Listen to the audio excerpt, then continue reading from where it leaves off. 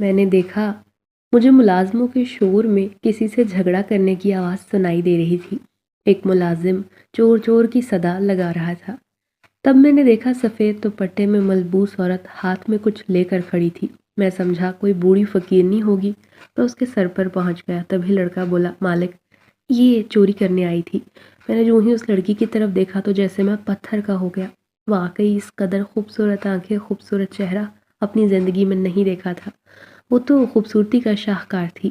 ہاتھ میں ہتھیلی تھی اور تھیلی میں تندوری چکن تھا جو میری دکان پر بکتا تھا۔ میں سوچنے لگا کہ ایک لڑکی کس قدر مجبور ہوگی جو کھانے کی چیز چوری کرنے پر اتر آئی ہے۔ مجھے اس پر بڑا ترس آیا۔ میں نے ملازم سے جانے کا کہہ دیا اور خود اس سے بات چیت کرنے لگا۔ میں نے دیکھا اس کی خوبصورت آنکھوں میں آنسو تیر رہے تھے، مگر سچ تو یہ تھا میرا دل اسے دیکھ کر بری طرح دھڑک رہا تھا۔ میں عورتوں سے ویسے ہی بیزار رہا کرتا تھا، آج پہلی بار کوئی اتنا اچھا لگا تھا۔ میں نے سمجھاتے ہوئے کہا، اگر تمہیں کھانے کی چیز چاہیے تھی تم مانگ بھی سکتی تھی، چوری کیوں کی؟ وہ معصومیت سے بولی، کیا کروں، 3 دن سے بھوکی ہوں، کچھ بھی نہیں کھایا، ایسے لگتا تھا جیسے بس دم نکل جائے گا۔ پھر میں نے دکان پر کام کرنے والے رشید کو پکارا اور اسے دکان پر پکنے والا کھانا لگانے کو کہا۔ وہ حیران تھا کہ میں ایک چور لڑکی پر اتنا مہربان کیوں ہو رہا ہوں، مگر یہ بات تو کوئی میرے دل سے پوچھتا جو پہلی نظر میں اس لڑکی کے آگے ہار بیٹھا تھا۔ وہ لڑکی پاگلوں کی طرح کھانا کھا رہی تھی جسے دیکھ کر ظاہر تھا کہ وہ بہت بھوکی تھی۔ اس نے شکریہ ادا کیا اور چلی گئی۔ حالانکہ دل چاہا اسے روکوں، پوچھو تو صحیح کہ آخر وہ اس دنیا میں بھٹکتی کیا کر رہی ہے۔ اور پھر جو ہی دکان بند کرنے کا وقت ہوا، 1 بج رہا تھا، میں نے تمام ملازموں کو چھٹی دی اور خود بھی گھر کی راہ لی۔ ویسے بھی میں اکیلا رہتا تھا، گھر پر کوئی انتظار کرنے والا تھا نہیں۔ ابھی راستے سے گزر رہا تھا، اچانک میری نظر ایک درخت کے نیچے بیٹھے وجود پر پڑی۔ میرے پیروں تلے سے زمین نکل گئی۔ سفید دوپٹہ پہنے، کالے رنگ کی چادر لپیٹے، بلا شبہ یہ وہی لڑکی تھی۔ میں حیران رہ گیا۔ پھر اس سے ٹکراؤ ہو جائے گا یہ سوچا بھی نہ تھا۔ میں اس کے سامنے جا کھڑا ہوا۔ وہ مجھے دیکھ کر ڈر کر بھاگنے لگی۔ میں نے کہا، رکو لڑکی، کچھ نہیں کہوں گا، تم آدھی رات کو یہاں کیا کر رہی ہو؟ وہ بولی، وہ لڑکے میرا پیچھا کر رہے تھے، اسی لیے چھپ کر یہاں بیٹھی ہوں۔ میں نے سمجھانے والے انداز میں کہا، مگر یہاں تمہاری عزت اور جان دونوں کو خطرہ ہے، میرے ساتھ چلو، اگر تو کوئی ٹھکانہ تمہارے پاس نہیں ہے۔ اب میں سمجھ گیا تھا کہ یا تو یہ گھر سے بھاگی ہے یا گھر والوں نے اسے گھر سے نکالا ہے، کوئی تو وجہ ہوگی۔ نہیں، میں نہیں جا سکتی، میری وجہ سے آپ پریشان ہو جائیں گے۔ ارے کیسی پریشانی، میں اکیلا رہتا ہوں، مگر یہاں تمہیں سنسان راستے میں نہیں چھوڑ سکتا، دنیا بہت ظالم ہے، چلو میرے ساتھ۔ اب وہ میرے پیچھے پیچھے چلنے لگی تھی، جبکہ میں تو ہواؤں میں اڑ رہا تھا۔ میں نے پہلی بار کسی لڑکی کو اپنی زندگی میں پسند کیا تھا اور وہ میرے ساتھ آنے پر راضی تھی۔ اس سے بھلا خوشی کی بات اور کیا ہوگی؟ گھر پہنچتے ہی جو ہی پلٹ کر دیکھا تو میرے تو ہوش اڑ گئے، کیونکہ وہ لڑکی تو ایک دم سے ہی نہ جانے کیا ہوا تھا۔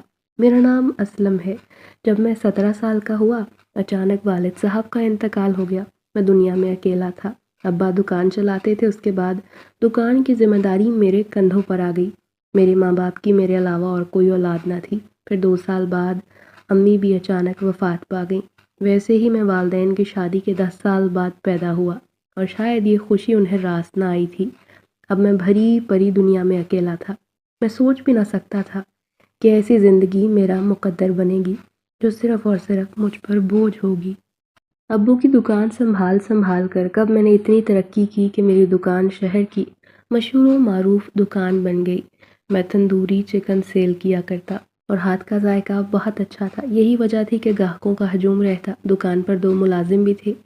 میرے رشتہ دار جو دیکھتے کہ میں اچھا کمانے والا ہوں، وہ چاہتے تھے کہ میں شادی کر لوں، مگر میرا کسی لڑکی عورت پر اعتبار کرنے کو جی نہ چاہتا، یا شاید وجہ یہ تھی کہ میں شادی بیاہ جیسی ذمہ داریوں سے دور بھاگتا۔ یوں ہی کرتے کرتے آج میں 35-36 سال کا ہو گیا تھا، مگر آج تک دل کو کوئی عورت نہ لگی، نہ ہی میں نے کسی کو ایسی نظر سے دیکھا تھا۔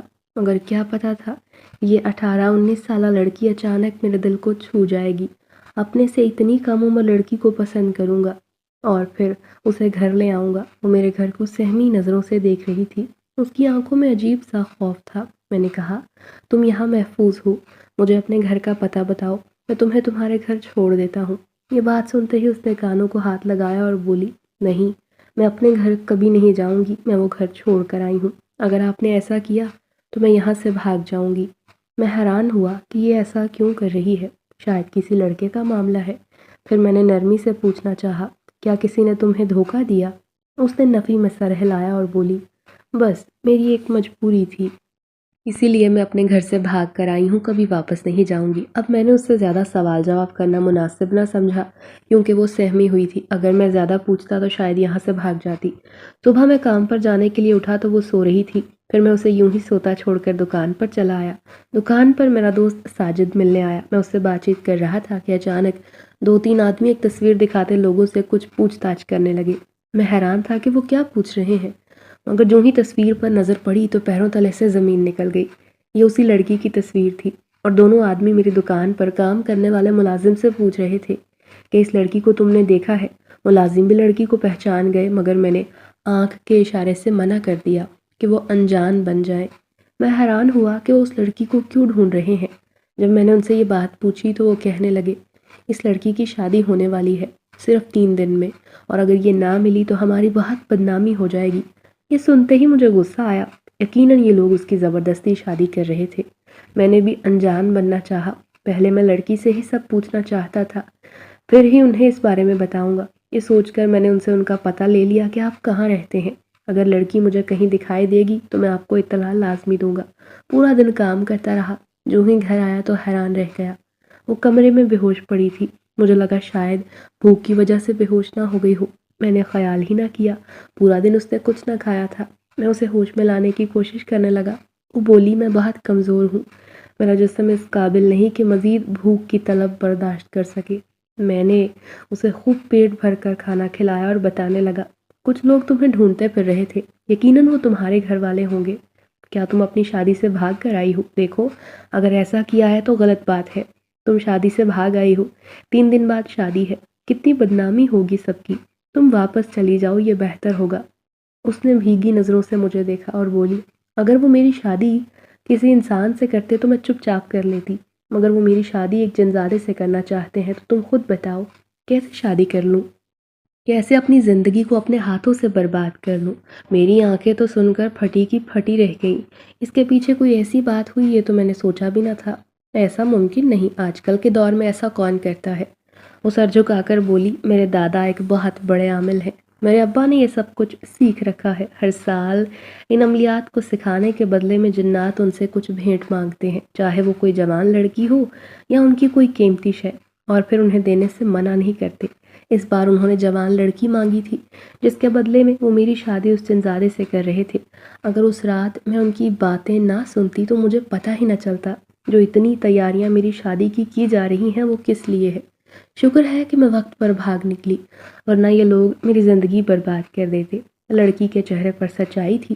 جب میں نے اس کا نام پوچھا تو وہ بولی، میرا نام نیلم ہے، ہم جدی پشتی رئیس ہیں، مگر جس گاؤں میں ہم رہتے ہیں وہاں لوگ ہمارے بارے میں طرح طرح کی باتیں کرتے ہیں۔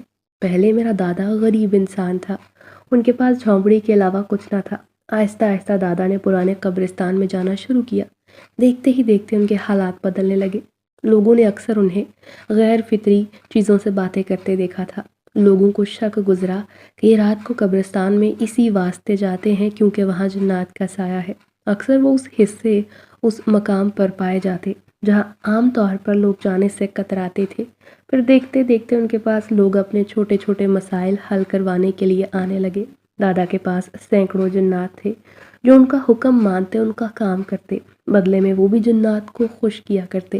بھلے کسی جوان لڑکی کی شادی جنات سے کرنی ہو یا انہیں خوش کرنے کے لیے کچھ بھی کرنا ہو، کسی نومولود بچے کو ان کے حوالے کرنا ہو، وہ یہ کام کرنے سے بھی گریز نہ کرتے تھے۔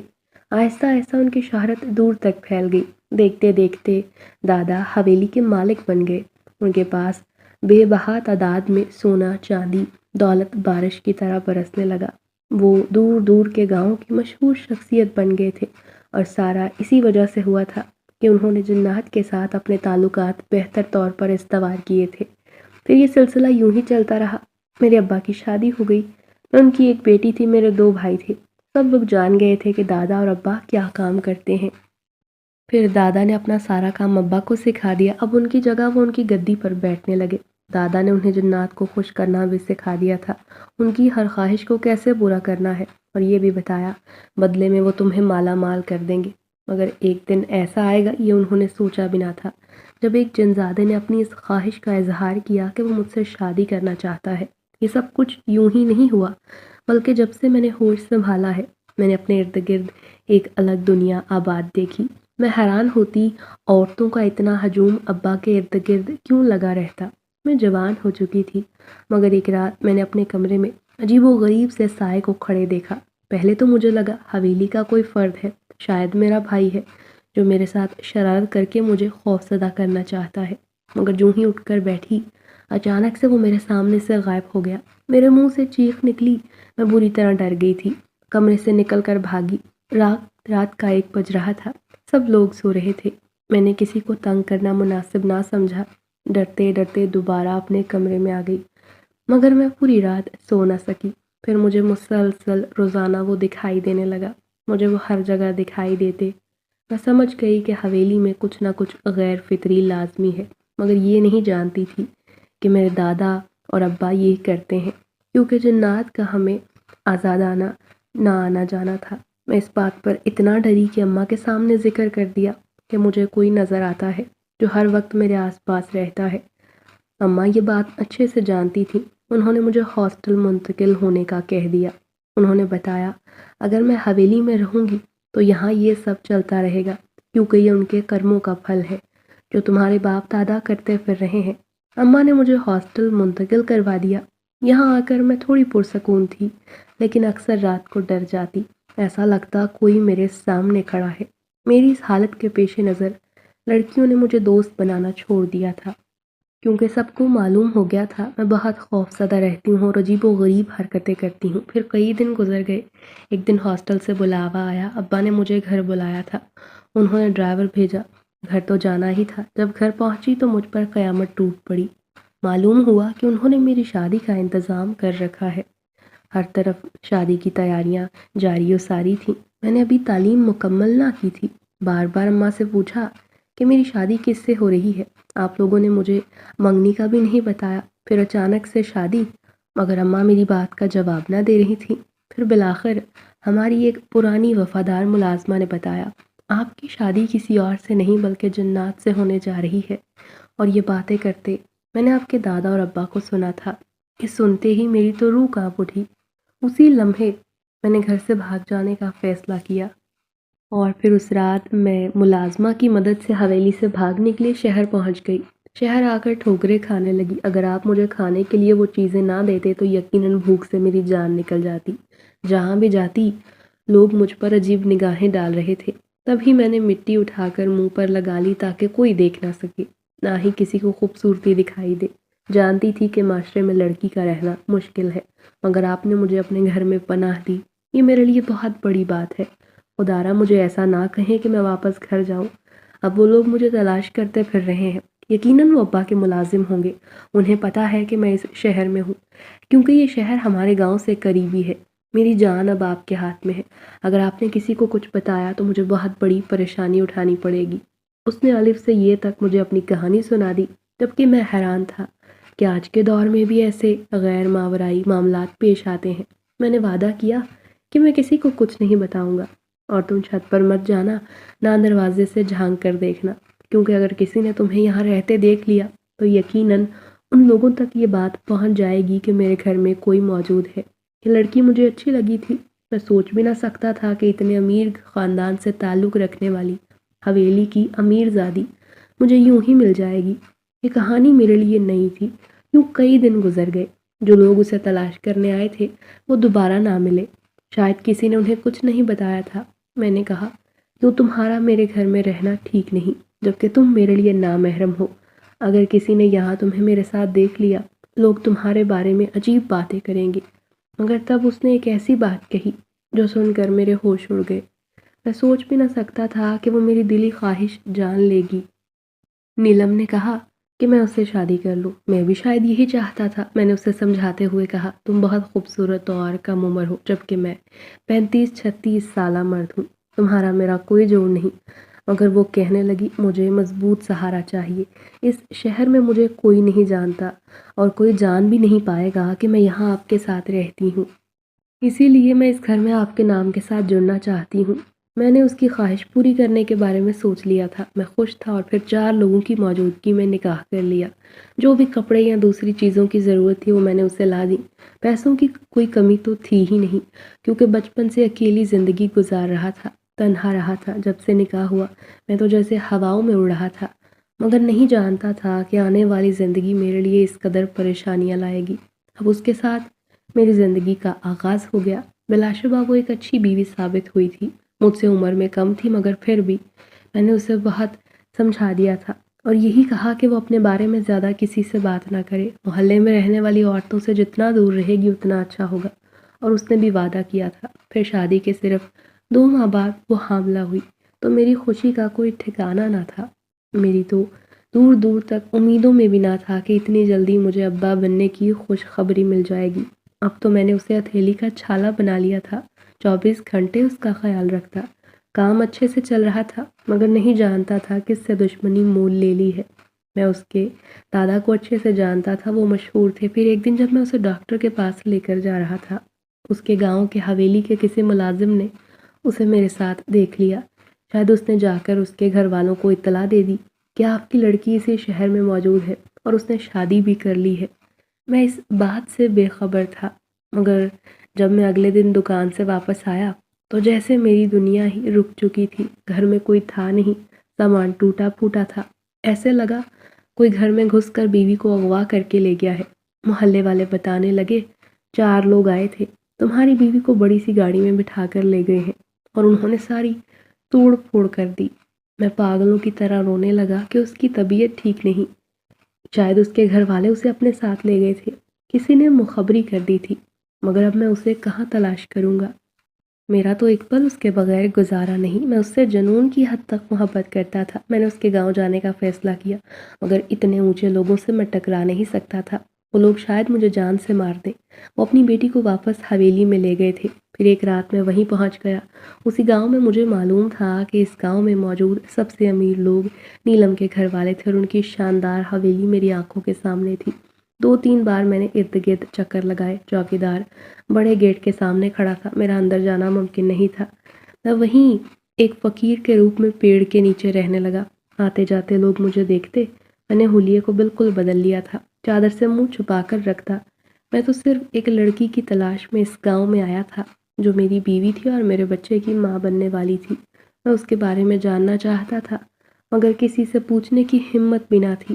میں اب کمزور سا انسان تھا جو اپنا کما کر زندگی کو اپنے ڈھنگ سے گزارنا جانتا تھا۔ مگر پھر میری محبت، میری بیوی مجھ سے دور ہو گئی۔ میری حالت دیوانوں جیسی تھی۔ میں پورا دن پوری رات اسی درخت کے نیچے بیٹھتا رہتا، منتظر تھا کہ کوئی عورت میرے قریب سے گزرے اور مجھے نیلم کی اطلاع دے دے۔ ایک رات جب میں بیٹھا آنسو بہا رہا تھا، چپکے سے کوئی میرے سامنے آ کر بیٹھا۔ وہ ایک نوجوان تھا، اس کی آنکھیں اندھیرے میں چمک رہی تھی۔ میں حیران ہوا کہ کون ہے جو اتنے غور سے مجھے دیکھ رہا ہے؟ اپنی محبت کو پانا چاہتے ہو؟ میں گھبرا گیا۔ کون سی محبت؟ یہ سن کر وہ زوردار ہنسی ہنسا۔ میں ڈر گیا۔ وہ بولا، اتنے نادان نہ بنو، میں جانتا ہوں تم نیلم کی تلاش میں یہاں آئے ہو۔ وہ دیکھو سامنے جو حویلی ہے وہیں رہتی ہے نا تمہاری محبت۔ اگر اسے پانا چاہتے ہو تو میں تمہاری مدد کروں گی، وہ تمہیں واپس مل جائے گی۔ یہ سن کر مجھے اپنی آنکھوں پر یقین نہ آیا، مگر اس کی اگلی بات نے مجھے حیران کر دیا جب اس نے کہا، میں حویلی والوں سے بدلہ لینا چاہتا ہوں، اسی لیے تمہارے ساتھ ہوں۔ میں نیلم کو تم سے ملوا دوں گا، مگر ابھی تمہیں صبر کرنا ہوگا۔ میں نے اس سے وعدہ کر لیا، جو کہو گے وہی کروں گا، بس کسی طرح میری بیوی مجھ سے ملوا دو۔ وہ مجھ سے شادی کر چکی ہے، میرے بچے کی ماں بننے والی ہے۔ میں نے دیکھا اس کی آنکھوں میں عجیب سی چمک تھی۔ ارے میں سب جانتا ہوں، کچھ بتانے کی ضرورت نہیں، کیونکہ میں اتنی طاقت رکھتا ہوں، پہلے سے حقیقت جانتا ہوں۔ وہ میری مدد کرنے پر تیار تھا، میرے لیے یہی کافی تھا۔ پھر اگلی رات اس نے مجھے اپنے پیچھے آنے کا کہا۔ میں بہت ڈرا ہوا تھا۔ جو ہی حویلی کی دیواریں میرے سامنے آئی، یہاں کوئی نہ تھا گہرے سناٹے کے علاوہ۔ اس نے کالے رنگ کی چادر میرے کندھوں پر ڈال دی اور بولا، وہ سامنے گیٹ موجود ہے، اس میں سے گزر کر جاؤ، اپنی بیوی سے ملاؤ۔ میں نے کہا، کسی نے دیکھ لیا تو مجھے جان سے مار دیں گے، مجھے نیلم سے نہیں ملنے دیا جائے گا۔ وہ ہنس کر بولا، اس چادر کے ہوتے ہوئے تم کسی کو نظر نہیں آؤ گے، یوں سمجھو برخودار یہ جادوئی چادر ہے۔ اب مجھے سامنے کھڑے اس سے خوف محسوس ہونے لگا، مگر فی الحال کیا کرتا؟ اس کی بات مان کر حویلی کے اندر چلا آیا۔ سچ میں چوکیدار کے سامنے سے گزرا تو اسے میں دکھائی نہ دیا۔ میرا دل بری طرح دھڑک رہا تھا۔ میں نے دیکھا اوپری منزل میں روشنی جل رہی تھی۔ وہاں سے ایک لڑکی گزر کر جا رہی تھی جس کے بال لمبے اور خوبصورت تھے۔ اس نے نیلا لباس پہن رکھا تھا۔ میں سمجھ گیا یہی نیلم ہے۔ میں چپکے سے دوسری طرف ہوتا اس کمرے پہ پہنچا اور جو ہی چادر اتاری اس کمرے کے اندر آیا۔ نیلم سامنے کرسی پر بیٹھی آنسو بہا رہی تھی۔ اسلم، تم آ گئے۔ مجھے یقین نہیں آ رہا تم مجھے لینے آئے ہو۔ میں نے جلدی سے کہا، میں بہت جلد تمہیں یہاں سے لے جاؤں گا، مگر ابھی کسی نے میری مدد کی ہے۔ فی الحال تسلی دینے آیا ہوں۔ پریشان نہ ہونا، زندگی یوں ہی ڈر کے نہیں گزارنی، اسی لیے میں تمہیں تمہارے گھر والوں سے مانگ کر لے جاؤں گا۔ انہیں بتاؤں گا کہ میں تمہارا شوہر ہوں۔ کیا تم نے یہ بات اپنے گھر والوں کو بتائی ہے؟ وہ روتے ہوئے بولی، گھر والے ناراض ہیں، سخت ناراض ہیں۔ ان کا کہنا ہے کہ تمہیں طلاق دلوا دیں گے۔ تم نے ہماری بات نہیں مانی۔ اگر تم حویلی کے لیے قربانی دے دیتی تو ہم بہت سی پریشانیوں سے بچ جاتے۔ تمہاری وجہ سے یہ سب ہوا ہے۔ میں نے کہا، فی الحال تو ابھی یہ ممکن نہیں، تم تھوڑا صبر کرو۔ دیکھو، پریشان نہ ہونا، یوں سمجھو کہ میں تمہارے ساتھ ہوں۔ میں ابھی تم سے ملنے آیا ہوں، بہت جلد تمہیں دوبارہ لینے آؤں گا۔ میں اسے تسلی دے کر پیار کر کے جلدی سے واپس آ گیا تھا کہ آیا کوئی ہمیں دیکھ نہ لے۔ ابھی مجھے بہت ڈر لگ رہا تھا۔ پھر میں وہیں پہنچ گیا، مگر جس نے میری مدد کی تھی اس کا تو یہاں نام و نشان بھی نہ تھا۔ میں اس پیڑ کے نیچے بیٹھا تھا کہ اچانک وہ میرے سامنے آ گیا۔ میں حیرت سے اچھل پڑا۔ اس کے تو قدموں کی آہٹ بھی سنائی نہ دی تھی۔ میں حیرانی سے دیکھنے لگا۔ مجھے سمجھ نہ آئی کہ یہ چادر کیسی ہے جس کے ہوتے ہوئے کوئی مجھے دیکھ نہیں پایا۔ وہ مسکرا کر بولا، یہ ہرگز کوئی عام چادر نہیں بلکہ یہ جنات کی چادر ہے، اور وہ کوئی اور نہیں، اس وقت تمہارے سامنے بیٹھا جو ہے وہ انسان نہیں بلکہ جن زادہ ہے۔ مجھے لگا یقیناً یہ اجنبی کوئی بھینکر مذاق کر رہا ہے، مگر اس کے چہرے پر بلا کی سنجیدگی تھی۔ میں نے ڈرتے ڈرتے کہا، مگر تم حویلی والوں سے کیسا بدلہ لینا چاہتے ہو؟ وہ غصے سے بولا، پہلے تو میں ان کی بیٹی سے بدلہ لینا چاہتا تھا، مگر پھر معلوم ہوا وہ تو معصوم ہے۔ اصل مجرم تو وہ شخص ہے جس نے میری جنزادی کو اپنے پاس قید کر لیا تھا، اور آج تک وہ اس کی دسترس میں ہے۔ جس چیز کا مجھے نیلم نے بتایا اب وہ میرے ساتھ ہونے لگی تھی۔ میں سمجھ گیا کہ ان سب کے پیچھے یہی وجہ ہے، کیونکہ میں نے نیلم سے شادی کی ہے۔ میں نے ڈرتے ڈرتے کہا، مگر آخر کس آدمی نے تمہارے ساتھ یہ سب کیا؟ کیا وہ نیلم کا باپ ہے؟ ہاں، مگر تمہیں کیسے پتا چلا؟ میں نے کہا، مجھے میری بیوی نے سب کچھ پہلے سے بتا رکھا ہے۔ حالانکہ میں تو اسے غلط سمجھ رہا تھا، مگر وہ غلط نہیں، اس کے ساتھ بھی ظلم ہو رہا تھا۔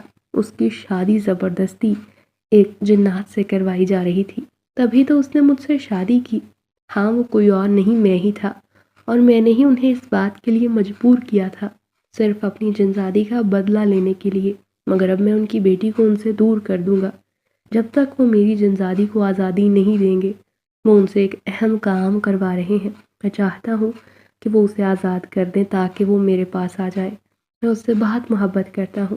میں سمجھ گیا کہ وہ کس تکلیف میں ہے۔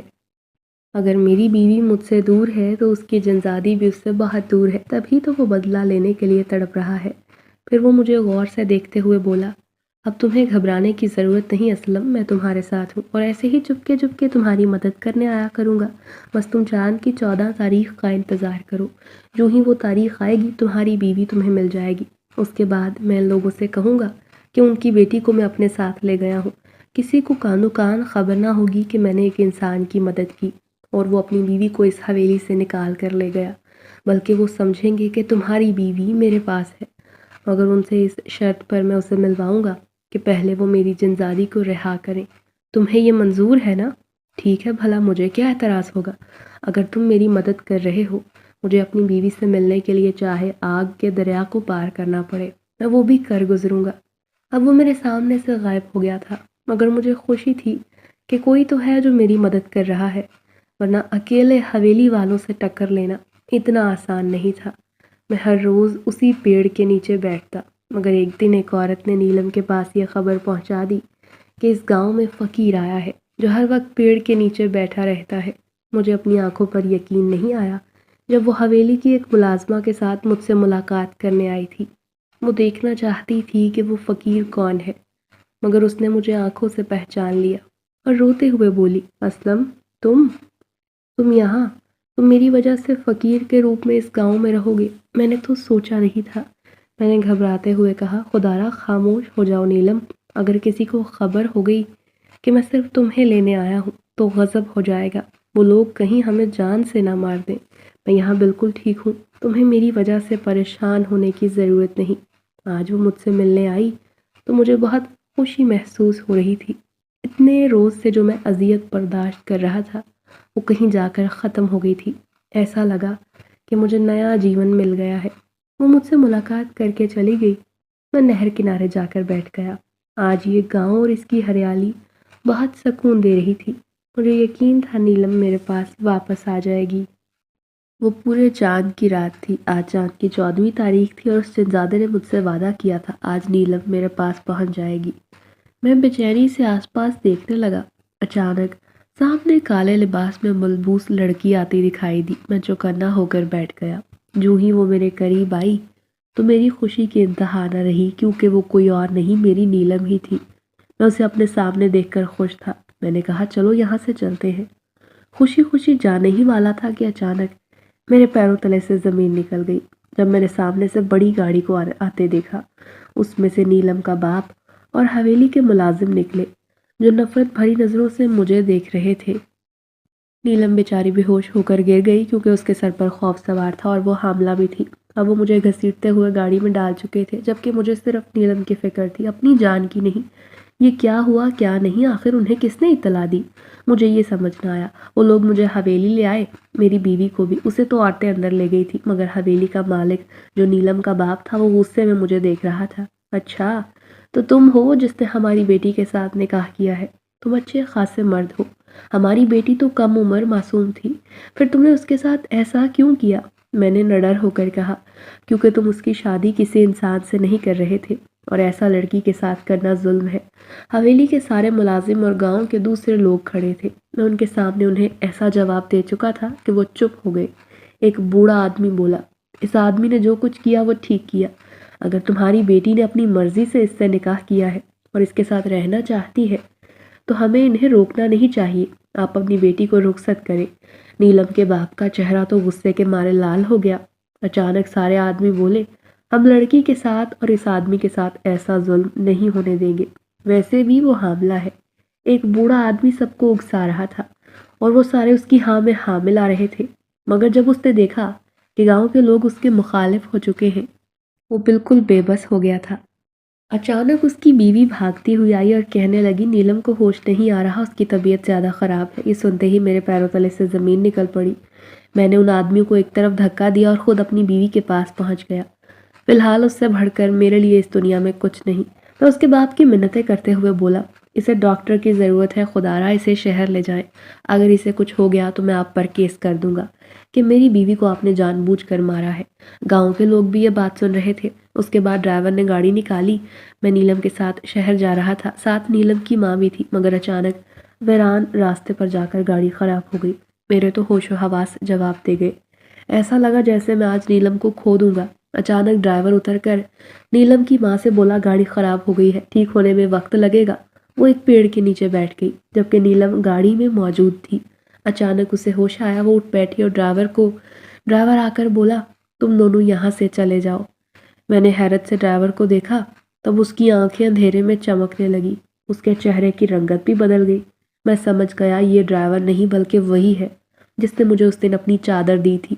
وہ سرگوشی میں بولا، نیلم کو لے کر یہاں سے چلے جاؤ، پلٹ کر نہ آنا۔ میں نے دیکھا نیلم ٹھیک ہو چکی تھی، شاید اس نے جان بوجھ کر یہ سب کیا تھا۔ مجھے کچھ سوچنے کا وقت نہ ملا، میں نے اس کا ہاتھ تھاما اور بہت دور چلا آیا۔ پیچھے اس کی ماں کے ساتھ کیا ہوا، ڈرائیور نے اسے حویلی کیسے پہنچایا، اس سے میرا کوئی لینا دینا نہیں۔ میں نیلم کو لے کر شہر آ گیا تھا۔ اگلے دن اپنا ٹھکانہ بدل دیا، دکان بیچ کر دوسرے شہر منتقل ہو گیا۔ اتنا سرمایہ میرے پاس تھا کہ میں بآسانی نیلم کے ساتھ نئی زندگی گزار سکتا تھا۔ پھر ایک رات نیلم نے میرے سامنے انکشاف کیا کہ یہ سب کرنے کے لیے مجھے اسی جنزادے نے کہا تھا۔ جب ابا مجھے لے کر حویلی آئے تو میں بڑی پریشان تھی۔ مجھے انہوں نے کمرے میں بند کر دیا۔ تبھی اچانک کوئی میرے سامنے آ کر بیٹھا۔ میں بہت ڈر گئی تھی، اور پھر یہ وہی تھا جسے بچپن سے لے کر آج تک میں دیکھتی آئی تھی، جس کے وجود کے خوف کے باعث مجھے ہاسٹل جانا پڑا۔ مگر آج وہ میرے سامنے کیوں آیا؟ کیا وہ مجھے اپنے ساتھ لے جائے گا؟ یہ عجیب و غریب سوال میرے سامنے منہ کھولے کھڑے تھے، مگر وہ بولا، میں تمہاری مدد کرنے آیا ہوں۔ میں جانتا ہوں بچپن سے مجبوری کے باعث تمہارے سامنے آتا رہا ہوں، کیونکہ میری جنزادی جو یہاں قید ہے میں اسے یہاں سے نکالنا چاہتا تھا، اس کے لیے تمہارا استعمال کرنا چاہتا تھا، تبھی تمہارے سامنے آیا۔ مگر فی الحال میں تمہاری مدد کو آیا ہوں، جو کہوں گا وہی کرنا۔ اس نے مجھے بے ہوش ہونے کا کہا اور میں نے ویسا ہی کیا۔ جب ہوش آیا تو تم میرے سامنے تھے، اور تمہیں سامنے پا کر مجھے بہت خوشی ہوئی۔ یہی وجہ ہے کہ ہم دونوں ساتھ ہیں۔ پھر 2 ماہ بعد نیلم نے ایک بیٹے کو جنم دیا۔ ہماری تو گویا کائنات مکمل ہو گئی۔ حویلی میں کیا ہوا ہم کچھ نہیں جانتے۔ یہاں آ کر میں نے دکان کو شروع کیا، جہاں آج بھی تندوری چکن بیچتا ہوں، کیونکہ میرے ہاتھ میں بہت ذائقہ ہے۔ اسی لیے چند دنوں میں ہی ہوٹل خوب اچھے سے چلنے لگا تھا۔